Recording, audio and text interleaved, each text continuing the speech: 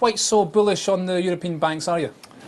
No, I'm not. I mean, you've got to set it in the context of the growth prospects for the Eurozone area going forward, Jamie. And if you take Germany out of the equation, and there is some evidence we're getting a bit of a slowdown there, there's not a great deal of transparency about some of these banks' balance sheets.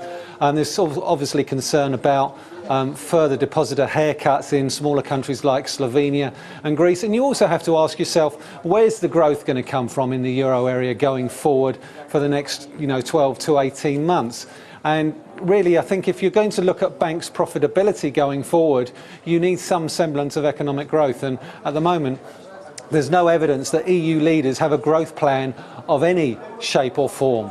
OK, well, that's the banks. Another sector doing quite well today is airlines. And Citibank upgraded EasyJet to a buy today. The shares were up 6% earlier.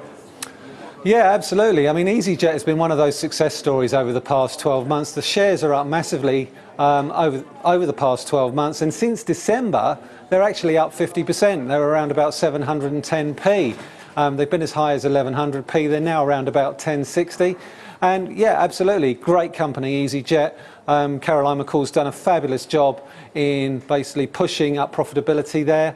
But I have to ask myself, really, is another 20% rise in the share price warranted at these levels when you've got a dividend yield of around 2%? Another airline doing particularly well, Air France-KLM, up 7% today, even outperforming EasyJet. Do you think Air France-KLM is quite a success story as EasyJet is? I'd have to say no. I mean, the reason the share price of Air France-KLM is up, they posted some very good March passenger traffic numbers despite the bad weather, and the airline sector, broadly, is doing very, very well today. I would suggest that certainly with respect to Air France-KLM and EasyJet, I'd probably be a buyer of EasyJet on dips. I think Air France-KLM still have a number of issues that they need to work through, but overall, it's been a fairly good day for airlines.